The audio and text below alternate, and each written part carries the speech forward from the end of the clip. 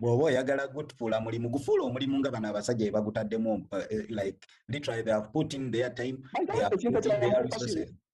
Sasa okuyingira kintu n'omuntu kubuuza mbukola omulimu ki n'ogamba forex trading you exchange buy and sell of currencies naye tomanyi na even history of money kibala n'omuntu atuuka akugamba that is no trading zone lwakuba yakikuraminga tamanyi bintu bitambula bitya naye bw'obeera olina idea eyo togenda giyita no trading zone mu bantu ebeera no trading zone yo kati bino ebintu olina okubitegeera omuntu ajja kubuuza okola mulimu ki mu forex trader naye nga tosobola naye ku-explaininga ky'okola mu butuufu nga toli mulungi we need that thing nze muntu bwambuuza what is forex trading nsooka ne mutandikira history y'essente ne mutandikira ku munyu omunyu gwe gwasookawo sente ne wajja gold nevaawo ne tufuna sente zino currencies nazo ne zifuna ne tufuna digital money kati tuli mu cryptocurrencies naye muntu ogenda guvayo mbu mugambe tukola kino nga tokiinaako na idea. It's very bad. Let us run those things and we understand them. So, we have major forex players nga tugenda tunula mainly toyinza kubanga oyagala kukola commodity y'omuntu nga tomanyi who is the producer, tomanyi ba major producers, tomanyi ba major players, tosobola kola business bwotyo. Olina okumanya obutale wa mainly bw'oba otunuulira kasooli wa wennyina baani ba major players mu katale ka kasooli, ba major producers mu katale kokowa tugeze oba ennyaanya oba ennaanansi anything. But even us, if you want to understand forex trading, you have to know who are the major players. And the first one is the say governments. Through their political decisions, they shake up the market, they move the markets. Bebakolola ne akatale ne kakyuka bobanga government yesazewe ya Uganda bwegamba nti tugenda kola omutwalo gwa kyogamu ngegukola ate ngebagamba guyina okukola kati tegukyakola mu bukomyewo. Twagala kuongeza interest rates ku buli akozesa sente zaffe ngezongeza tugenda zisala ngezisala. Like those are the things bagambye market the economic goals, market movers that set economic goals, government expenditures, the political will of and decisions of the governments be moving akatale. Then tubera central banks zineno zezidi work regulating money for the bank, for the government. Chovola abayibuuza lwaki Uganda teina governor over year kubanga government tenayagala. Tewaliwo mulala asobola kwogera nti banaye ffe katulonda olw'okuba gavumenti eganye. No, governor ya controllinga balina okulaba ani ayinza otukontrolingira we twagala okuprintingira bigundi eyo mumuyite mutabani wa Tino Mugisatana mala kusoma yagala okutwala ekifo alabika bamutikira eno gomanyi Lukundo gw'obyogedde kasita sinze Bashir Kiyonga Lukundo. So the central banks, forex trend setters, these are forex trend setters that control the money supply in a given economy. Beba matalinga beba ina decision wa katale gye bayinza okukatwala. Bwe basalawo nti Ugandan shilling twagala erinye gwani yagamba nti Ugandan shilling ya 13 3.7 olowooza Kenya yegamba nti kati dola mu Uganda egula 3.8 nti kati oba America yegamba nti kati dola tusobola n'ogamba nti kati dola tugigula siringi 2 buli dola ya siringi 2 eyo government yesalawo. So it's about the central bank and the government zezirina ultimate authority ku currencies. Then netujja tubeerawo ne commercial banks, then netubeerawo ne corporations and then investment funds, high skilled investors who have a broad selection of investment opportunities. High skilled, that is a key word. Then netubeera neba traders, the risk-taking individuals who come to the forex market to earn money fast. So twina active hedgers seeking to protect their profit through buying and selling currencies. Tugenda bitunulamu in the broader perspective. So these are the major 6 players in the market, and the smallest of all yona inaka laptop ke. Bwe baba bakola policies ogira mu others. Kati mu others omwo ino kubeera very serious when you're looking money in the market of sophisticated traders. So tugamba nti forex trading involves many people and organizations. Some of them trade to make profit, others to hedge their risk. Moreover, some traders use foreign currencies to pay for needful goods and services. Abamu bajja ku making a profits in those commercial banks. Abalala ba hedging their profits to hedge their trades. For example, what hedging means oba kye tuyinza twakyogerako recently. Naye corporations ezimu zikozesa forex okuhedginga tugeze. MTN is an international corporation. It is not Ugandan. Nendala zimadivans ani tugeze Toro Cement, trading over billions and billions of Ugandan shillings. But zimanyi nti if they have their profits after their production, tugeze bafunyeyo billioni mukaga, 6 billions. Zineno profits zaabwe ziterekanga nga tezi-fluctuating against bajja gamba katuziteke mu dollar value, like we buy 6 billion worth of dollars. So in case nga waliwo ekibaddewo, at least they have some cash reserves in a foreign currency. They are hedging their risk through their profits. Waliwo abamu abagula goods and services, international organizations ezenjawulo. Some want to pay for clients for their gundi labor bichi ebyo byebimu ku lwaki these major players buy gundi. Unlike a stock market, the foreign exchange market is divided into levels of access.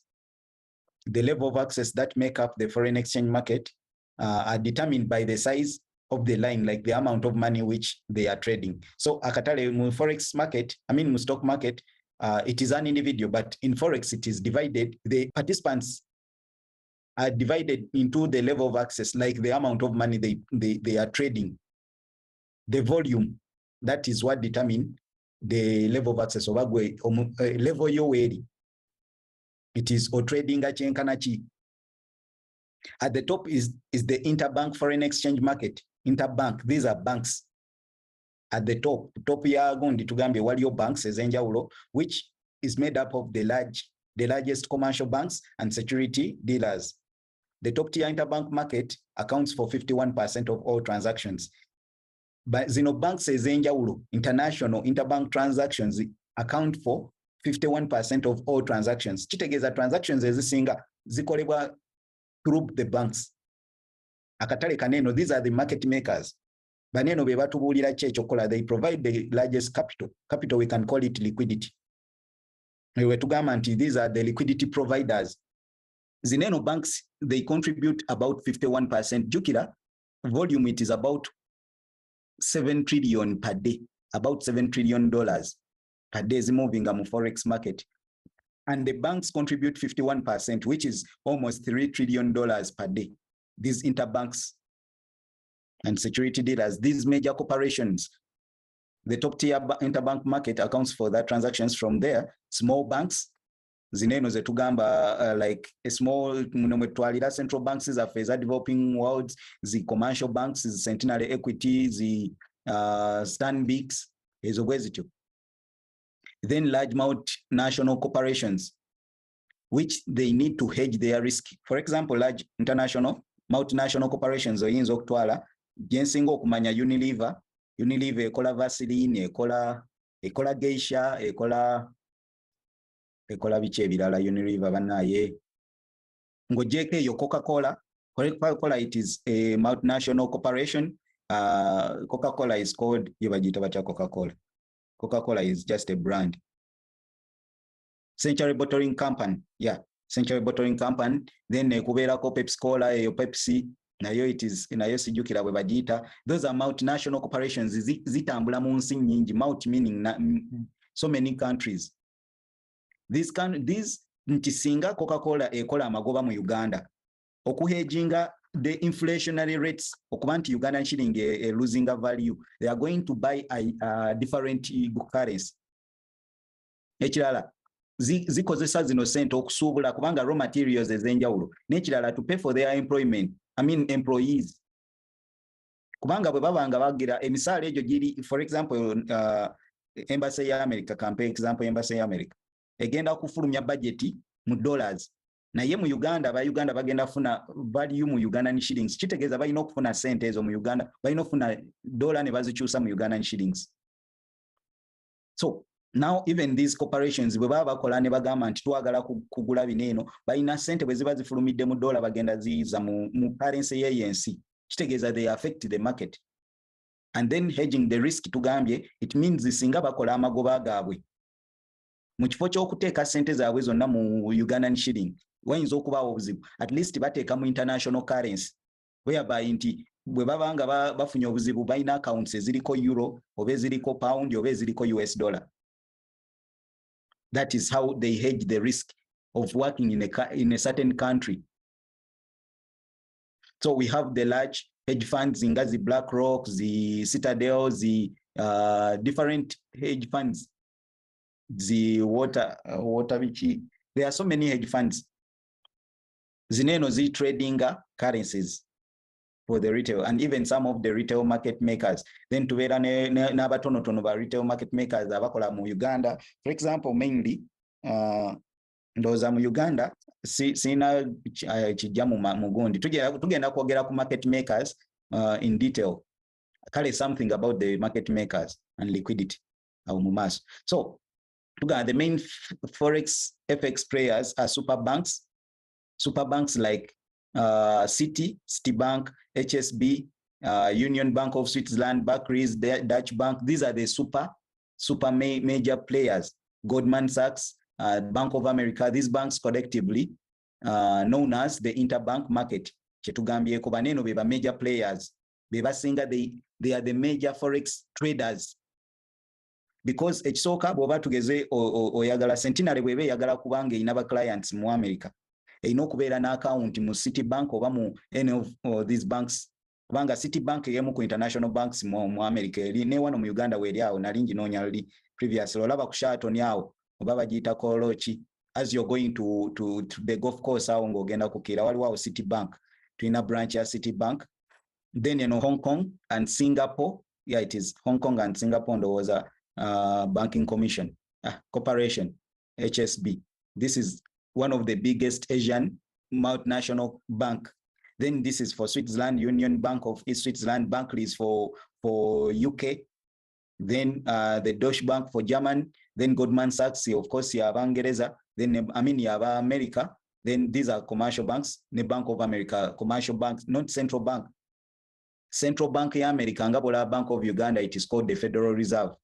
This is a commercial bank, ngabola Centenary, bolaba Post, bolaba zinene, ye Bank of America. These are collectively known as the interbank foreign exchange market, and collect an anonymous amount of financial transactions every day, almost 50%.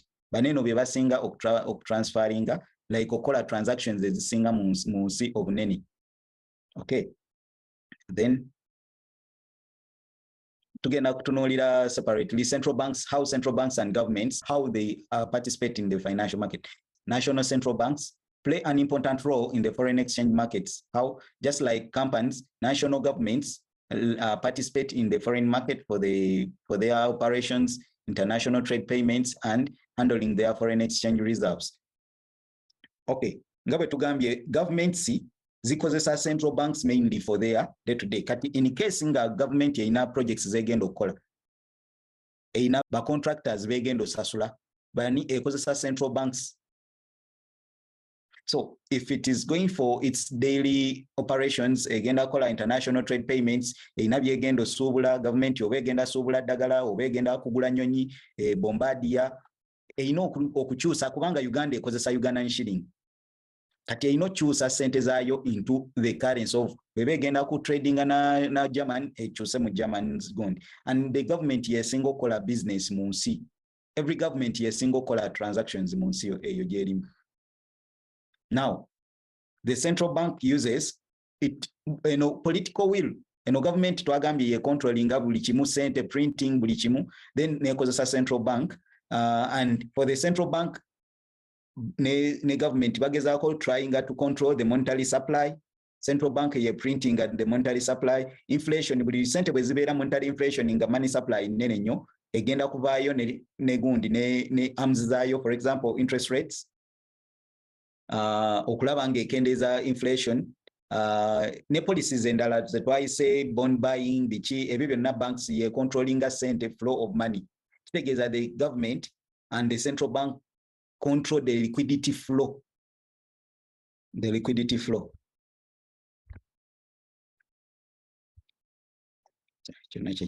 So how do they? Through money supply, interest rates, together about how interest rates affect liquidity in the market, nadala mu Forex, together about government influence and impact, we bigira political will be together nadala when we are looking at liquidity. So through the official and unofficial target rates of their currency. Banks through government, through central banks, zezituwa target rates, zezituwa daily ranges. Currency tejja kupaaluuka bupaaluusa eyambuka oba ekkirire.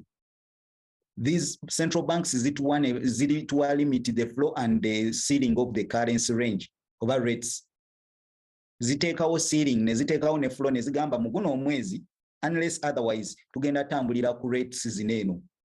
You can fluctuate between kino kye tuyita interbank ranges, interbank highs and lows. Banks zineeno wawe zigenda tradingira. Government ne central bank bye bisettinga those ranges. Tojja kujja buzigwa ogambe nti Uganda shilling eri ku Kenyan shilling wait. No, it is set by the central banks kye tuyise interbank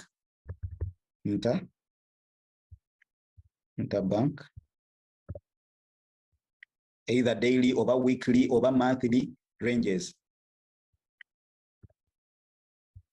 So wanene abamu we bajja ekigambo kye bayita oba acronym gye bayita interbank daily range, IBDR, but it is not just a gundi. Abamu ne bateekawo high and low. So it is not just a level. No, it is a range set by the central bank. Negamba nti eno ye high, eno ye low, mu guno omwezi oba mweno kwota gye tugenda otambuliramu.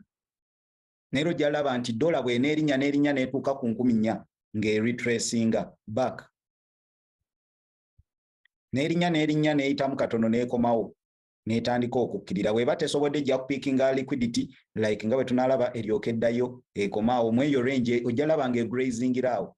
Then mpaka weba resettinga these ranges, and it is done by the central banks.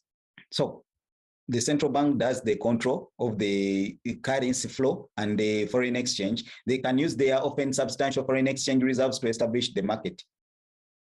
Like if they, for example, singa akatale kaba kapaaluuse nnyo mu Uganda dollar erinnye nnyo, the central bank can sell its foreign exchange reserve okulaba ng'estabilizing singa akatale kaba kasse nnyo nga dollar egudde nnyo, because they are balancing the payment of trade. Like buli currency bweyambuka ennyo kigenda ku affectinga trade balances, then even bwegwe nnyo kigenda ku affectinga. For example, singa currencies zirinnya nnyo dollar n'erinnya nnyo kigenda ku affectinga importation. Nti ebintu jukira, for example, Uganda 90% of ebintu bye tukozesa tubi importinga bu importings. Kati buli dollar bwerinnya kitegeeza cost egenda kubeera nnene nnyo. Kati singa bank ereka dollar n'eyitawo buyisi n'eva ku 3,000 n'egenda 8, kitegeeza ensi eri likely oku losing out. However, it is good for exporting. Naye bye tu exporting biri bitya bingi. Ate singa dollar eba egudde, ate kineno kibi for exporting. Kirungi for importing, but it is bad for exporting, and it is very bad for people who are investors. The investor tebajja kwagala kugira mu gondi nga currency eri very quite like nga dollar eri wansi compared to the currency, right? Nti bagenda kuba bayina gundi capital liquidity mutono. If they exchange their capital into your currency, kigenda kuba kibi. It does not encourage investors to buy your currency kubanga it is a cost to them. So kati bineeno byonna government evaayo n'eteekawo nti egenda kukozesa its foreign exchange reserves to stabilize the market. So the government is key to the forex market, very key. Kubanga yo eina chobola ngamba abantu nti tolowooza nti they are just candles. Waliwo abayinamu interest nene mu dola ng'erinnya oba ng'ekkirira. There are people who corporations ezinamu interest nene. It is not just about nti bwe tunaatuukako enoda block nga tukkirira, bwe tunaatuuka ano nga twambuka, no, si bwebyo bwe biri. Are they baneno baba batunula buli ssaawa bagamba is it okay? Kati naawe oyinza okwebuuza, is it okay? These people, is it okay? What is the sentiment of these central bankers? What is the sentiment of different governments? So tugamba, nevertheless, the effectiveness of the central bank stabilizing speculation is doubtful because central banks do not go bankrupt if they make large losses as other traders would. Like bo bagamba nti singa, for example, they come in nga bagala stabilizing akatale, tugambe ne bagamba nti katubayinge dollar ebadde ekkirira nnyo okustabilizinga payment, simanya balance of payment erinnye, dollar nebeera ng'ekyali so weak neyongera okudropinga, it doesn't matter for them. They are not going to make losses because be bannannyini ssente bagenda ku printing more and they will not go bankrupt. They will just buy every dip. Nevertheless, they will be investing. Ababadde ba scalper babeere ba swing trader. There is also no convincing evidence that they actually make profit from trading. Baneno banks ku biki bye bakola tewaliwo nnyo evidence. For them, they are there. They can spend anyhowly. So governments, that is how they control Forex. They use it by controlling ddala no Forex through naddala policies zaabwe. Yes, please. Ekintu kibeera kyabwe. Aha. Barwana bakifuga bakola kigwe tosobola kugamba bali mu kwonoona. Mukondo ejja tukubya emigo musajja gwe. Amana tukunda oyo tomuwuliriza muveeko. Commercial companies. This is part of one of the most important part of the Forex exchange market. So, and they come from these financial activities of these companies. Companies and seeking foreign exchange to pay for goods and services. For example, nga wenkuwaddeko example, Unilever webe yagala materials, Uganda Bat webe yagala raw materials, yagala obubaati obwo obugenda okuba amabaati emitayimbwa biki from outside. Tugezeba now breweries webe yagala spirits nga egenda zisuubula. Coca-Cola webe yagala kufuna that coke which they put in water oba okufuna glass for bottles. Ebyo byonna plastics they have to get foreign exchange because tebagenda suubulira mu za Uganda and they pay for a lot and tebagenda kujja buziba gavumenti dola eri ku 38 katugule. No, they have to budget when the rates are low. They have to buy low. They know the seasons when to buy and sell, when to purchase their dollars. Nibagamba okay, ti dola egudde katugule kati kubanga it is a cost to them. They can move the markets through the central bank. Nibagamba naye tulinayo twagala kusuubula. For example, Uganda Bat webe egenda gamba central bank oba bonna ba agent be bonna nti banaye twagala kusuubulayo ebintu bya billioni 10, twagala dola million 7. Tebagenda baguliza ku katale aka bulijjo ate ku rate ya bulijjo. Meaning they are going to negotiate the rate. They are going to kubanga bagenda ku transacting a very big gond. Kati be bagenda moving akatale mu that process. Commercial companies often trade fairly small amounts compared to those of the banks or speculators. Zineno fairly zigira naye nga compared to the banks they are doing limited, but nayenze waneno we nyinagun kubanga most banks are trading mpozi ngojeko zineno zi interbanks naye bobala zino eza ba clients nera be bamu ba senti abo ba Century Bottling Company, Tororo Cement zani watoro webe yagala kufuna byuma byegenda kozesa oba Hima Cement oba Kampala any factory kitegeze igenda ku consulting its banker okubafunira gundi okuba depositingira ko dollars oba sente ze bagenda okozesa. However, according to the gondi bagan speculators, and banks are doing more transactions and their trade often have a little short-term impact on the market rates. So together season bwebanga ya kusuubula raw materials chovolaba Japan ina enkole yo deflating its interest, its rates bwebanga season ya ku importing raw materials ate bwebanga ya ku exporting bwebanga eri season ya ku exporting ne inflating yen kiva ku zino companies so that they can have good rates in the market. Nevertheless, trade flows are important factors in the long-term direction of the currency's exchange rate. Some multinational corporations can have an unpredictable impact when very large positions are covered due to exposure that are not widely known by other market participants. For example, tojja kumanya biki Coca-Cola byegenda kola. Togenda kumanya Unilever byegenda kola, togenda kumanya deal egenda kusuubula raw materials, togenda kumanya deal bakyusa. So that chetubadde tugamba these can have unpredictable impact when very large positions are covered. Singa MTN ebe ina project yaye y'okuzimba emirongooti, ebyo sente nyingi zegenda okwetaaga mu dola. kati kitegeeza egenda kuba tomanyi kiddiro egenda gula ojalaba nga dola erinnya kumbe MTN eyagalayo miliyoni tugeze biliyoni nga 5 just ngeza bugeza.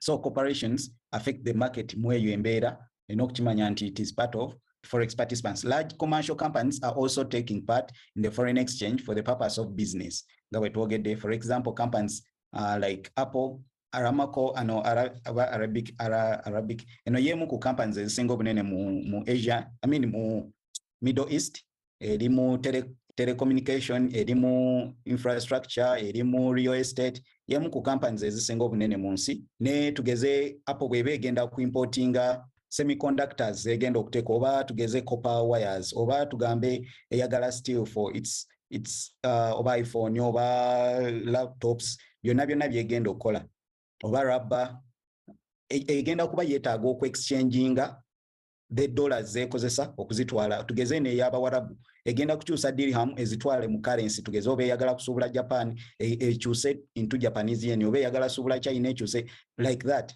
Now there is what we call mergers and acquisition. Mergers and acquisitions between these companies can create fluctuation in the currency exchange rate. Now, what we call mergers, for example, singa Amazon eyagala okugula tugeze Jumia, eberenga Jumia gundi yayo plant ya Amazon mu Uganda. Of course, okugigula billions naye ino okuzikyusiza mu Ugandan shillings. Oba Jumia yegenda okukyusa yeye nagwe batekinze over. We call it merger, literally nti bamajinga bebeera bagira na acquisition. It is a hostile, not hostile takeover, but it is a takeover. You take over the name, you take bakugulira ddala. That is the acquisition.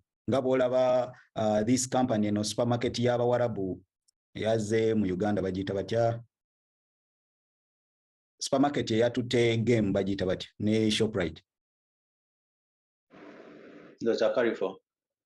Carrefour. Now Carrefour it took over game, it took over Shoprite. Then that is an acquisition. It is not a merge.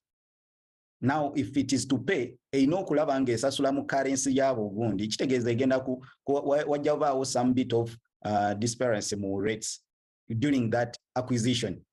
Because oba ye ekozesa gundi ekozesa dirham, then baneno bayinza okugamba afe tuwe mu rands oba mu dollars oba mu Ugandan shillings. Kitegeeza cases zonna ze baleese balina ozikyusa into that rate. So, due to the international cross-border mergers and acquisitions, many currency conversions happen and move the price or prices. So kati ebintu bwe bityo bye moving mu companies bineno biretera rates okukyuka. So we have investment management funds, zineno ze Twitter hedge funds, the Twitter venture capitals. It is you invest your money there, bone bazi managing. We have investment management funds who typically manage large accounts on behalf of customers, such as pension funds and endowments. Ndoza kineno simanyi nange gye nakikopi naye kyemanyi kuba tebiva mu bwongo bwange nange nyina gye mbisoma n'embireeta kati nange ekyo sijjukira gye nakikopi. Use foreign exchange markets to facilitate transactions in foreign currency and foreign securities. These pension funds okugeza, if you count NSSF sente eziriyo, you imagine waliwo gwemanyi mu myaka 7 ndoiza alinayo miliyoni nga 18 myaka 7 gy'abadde akola. Waliwo abamazeeyo emyaka 3 nga bali mu kukola nga babaterekera sente pensioni waabwe. Waliwo aba myaka 5. Waliwo abayina oyo nno yali ku level ya wansi ow'emyaka 10 wa miliyoni 18. So these companies, these pension funds, they have billions and billions and billions of shillings over Ugandan over money. So the market facilitates transaction in foreign securities, pension funds, insurance companies, waliwo insurance company jemanyi oba ye mutual funds twakisoma. And singa tukunganya akasente kaffe tuyinza okufuna ani agenda otumanagingira sente zaffe. And other investment, international investors, for example, ojja kwesanga baloya balina gundi yaabwe, pool yaabwe, ba doctor balina pool yaabwe gye baterekamu UNATO, bano abasomesa, like different gundi balina investment gundi zaabwe. So these investment plan gundi zi-investing a sente because they pull too much capital from different entities.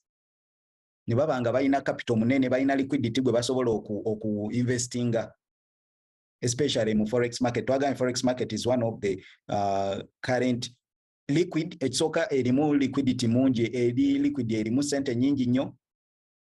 then ate it is one of the coming josobola okuhedgingiramu to hedge against any uncertainty, because oli wayagalira sente zo osobola ozimuwa. Hedge funds and capital management funds have grown markedly over the 2001-2022 period in terms of both number and the overall size. Like these institutions as trading markets zikuze during that period of time. So they are major participants in the financial markets, in the Forex market in particular, because they use tebagenda lima nyanya. Zino investment companies tezigenda lima nyanya, tezigenda lima miti, tezigenda lunda bukoko. No, they are using the money to trade in Forex markets. Chebakole echo. Some investment management firms also have more speculative specialists in currency overlay operations. Baneno baina speculative, like baina abantu ababeera ba specialist nga bagenda kutunuulira currency overlays, like currency trading generally. These investment companies or firms which manage clients' currency exposure with the aim of generating profits as well as limiting risk. While the number of this type of specialist firms is quite small, many have large value of assets under management and can therefore generate large trades. Bano sibe banja abakola Forex like in numbers, what they are increasing. However, they have large capital to put together for any transaction. Naye ndowooza tugezaako okutegeera ebintu bineno kuba bino ebyagundi bye bisinga okuba nga bijja tuyamba okutegeera wali eri bwe tunaaba tuli ku charts, bwe tunaaba tuli ku candlesticks, bineno bigenda tuyamba okumanya ngeri ki gye tugira non-bank foreign exchange and money transfer bureaus and Forex. So waneno tuyinawo nga si banks, tuyina bano ba money transfer, Western Union, ba BINANCE, the MoneyGram, then Forex bureaus. Bureau de change generally kitegeeza office for the change for Forex bureau. Kino kigambo kya Lufaransa lwakuba bakiwandiika mu Luzungu, bureau de change, like a office. Bureau kitegeeza office where they change money. So Abafaransa bakiyita bureau de change. Money transfer together Western Union, they are not necessarily bureaus, they just transfer. Kati bw'oba osindika sente from anywhere zigenda kuva mu eyo currency, but you can get certain rate. Non-bank foreign exchange companies offer currency exchange and international payments to private individuals and companies. These are also known as foreign exchange brokers.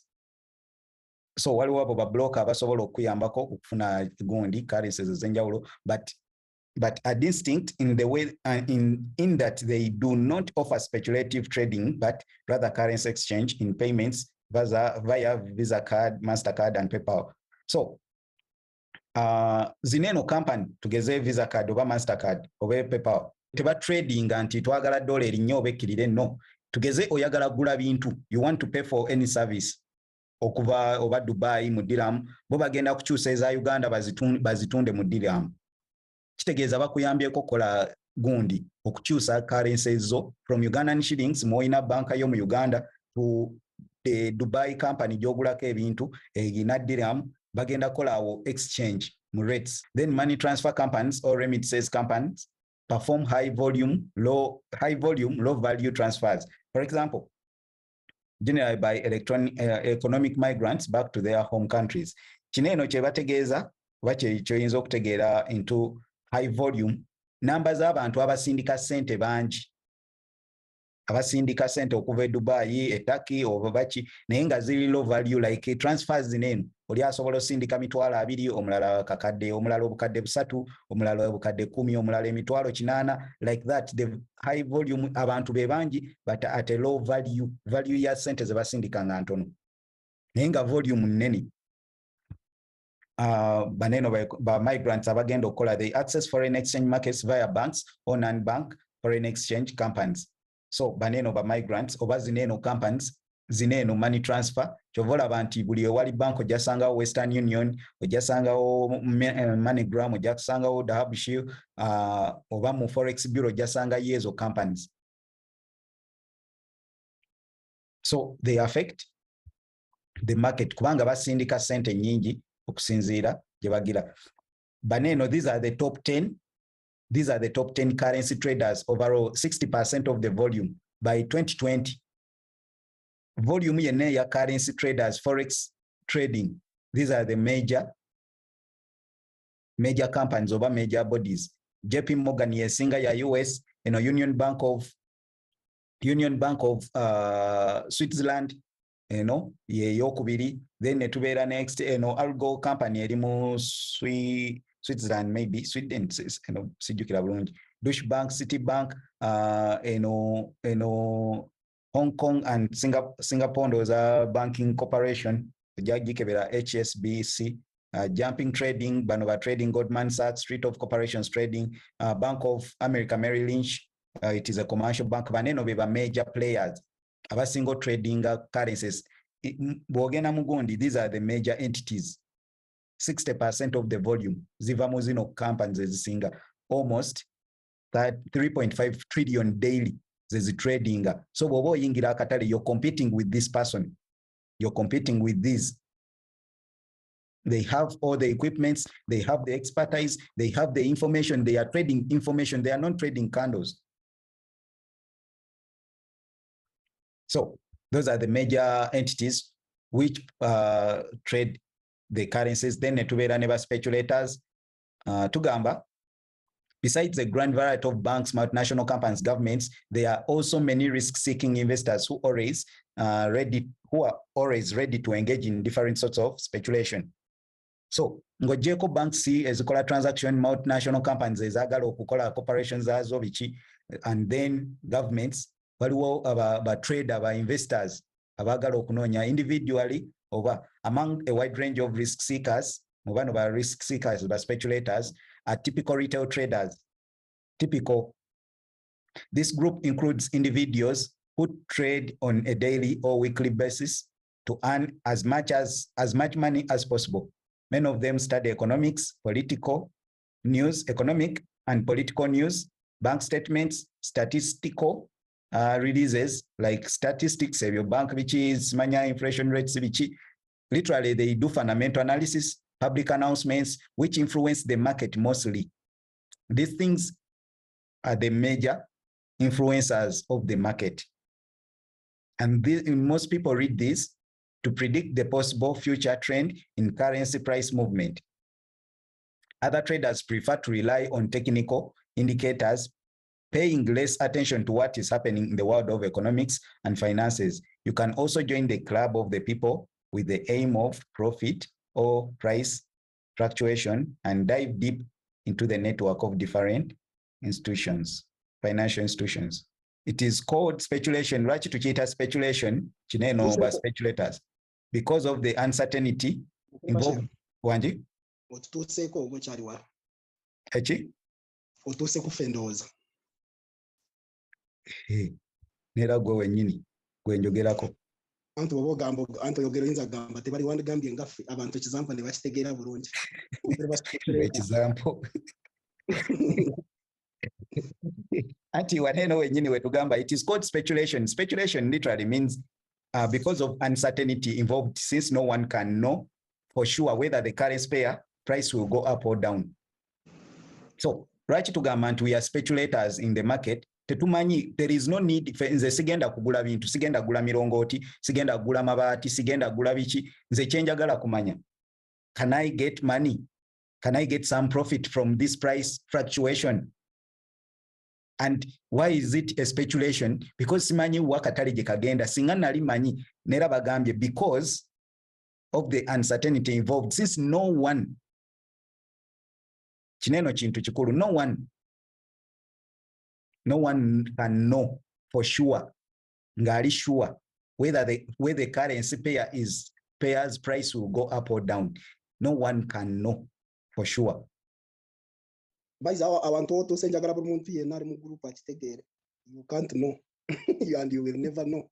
Ekyo kintu bonna kitandikira wano n'okiteeka mu bongo trading egenda kwanguira ojja kunyura kana. Togenda kubeera ne stress. Because you can't. Mukulu Bashir era nga bwagambye tori bank, you are not tori nga Bank of Uganda mu bwagenda okudrivinga currency katugambe nga UGX.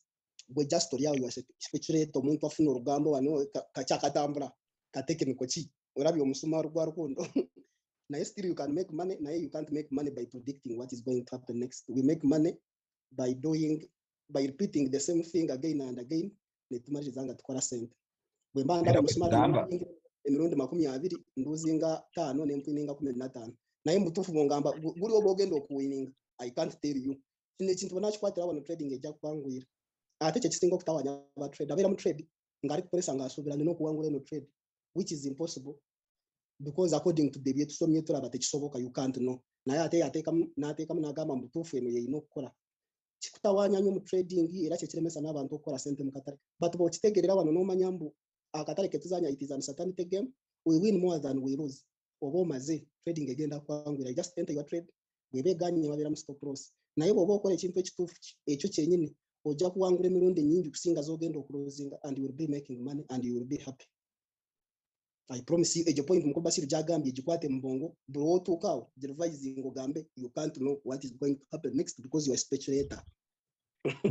we just assess the likelihood of either scenario, you're either up or down. We assess before placing a trade. We assess.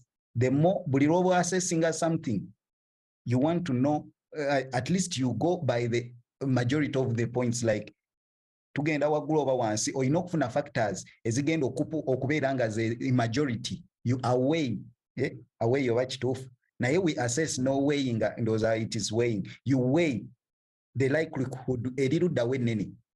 You are not a banker, you are not a corporate entity, you are not a toina mistake yonna. For you you're depending on the other people. Tojja kumanya centenary bank Uganda Central Bank eyinza okuvayo nga gwoli mu trade nekola gondi waliwo gondi ndoza anja jite twakonjere mugirabe. Omusajja yasinga okunyanguliza trading ya report Yoda Jones yagamba the market goes where it wants to go. Gwe omuntu kwachochusa toina na semu katale. By the abantu banje barozambu, for us we are here teaching you, we don't get losing trades. We lose my ideas, we lose even 3 trades in a row, but we keep doing the same things. We win more than we lose. That's how we make money. Toto sema ngamba moja kuja okole mitwaro 10 encho okole ngabo ngambye nkoze $3 sigama necha ngenda gukora $3 enchanja kuja banku be $5 nkomeye odala banku be $4 nkomeye odala banku be $5 izo zibere 15 sigaze ko profit za 15 nyingire trade ndala nkwate 3 mpeze $4 we bati wetwala sente naye sigamba we don't lose. We lose because we can't know what is going to happen. Naye because we do educated guess ebyo byetukora net repeating again and again and again following our rules. That's how we make money from the market. Ekyo kintu kiteke mbongo kya man. It is a very very important thing in trading. You can't know what is going to happen next. It means oyina okubeera very very careful. Buli lwobanga gwoli ku last end, you have to know that oyina okubeera very careful because ekisooka gwe toyinaamu interest, toyina na movement yonna gyokola. Speculators have no say in the market. Even gwe gundi yamwe ebeera different, ebeera wali eri emabega. Baneno betubadde twogerako ba bankers biki, they are moving the market, beba creating a price. Speculators, you don't create the market prices. Speculators do not. Market prices are created by the spot market. Now the speculation derivatives are mirroring the spot market. It is not about the candle. It is about who has the interest. Banka ya America, ya Uganda, ya government ya ina interest mu katale sawa zino. Bwebe ina interest to manipulate the market. If there are corporations, big corporations, and these corporations are the drivers of the economies. These corporations are the drivers of the economies. Kubanga government is wa authority, mugende mukole bye mwagala. If there is any demand for them, government ejja kubending rules to their need. Kati gwoli wokulinda bulinze egenda kukira egenda kwambuka ngo depending ku bano abasatu. If you understand this, and you are just a speculator, sinti tugamba tosobola kola sente, but you need proper risk management, you need proper understanding, you need to be careful. You know kwejjamu eyo ego ntinze ndi wakabimanyi no.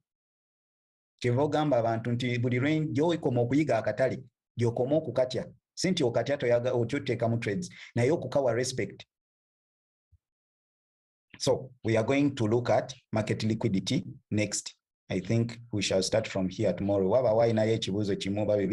We are going to see the major problem for these entities is liquidity. That is the major problem. Buying capital, for example, tebereza omusajja azza okuinvestinga ayagala kufuna Ugandan shillings. Kigenda muzibuwalira okutransferinga sente ezo okufuna ku rate gy'ayagala nga tewaliwo rate disparity, like price disparities, like nga prices tezirinnye nnyo oba tezikiridde nnyo. Kati liquidity is more important in any business. Tugeze Uganda bwebanga yabadde egenda okugula ebyo ebigundi by'emidumu gy'amafuta, pipes eya pipeline, oil pipeline. Omanyi trillion kyetegeeza eya dollar. Kati bwebe eyagala kufuna sente ezo mu Uganda oba ina Ugandan shillings ng'eyagala kuziteeka mu dollar. Alaba bank za waneno bwe zibeera nga zigira. Ate nga neera ina Ugandan shilling ani agenda obbawa dollar akkiriza Ugandan shillings. Only banks za Uganda ne central bank. Takitegeeza liquidity play a lot of, a big role in the market. Tugenda mutunuulirako as we go inside. So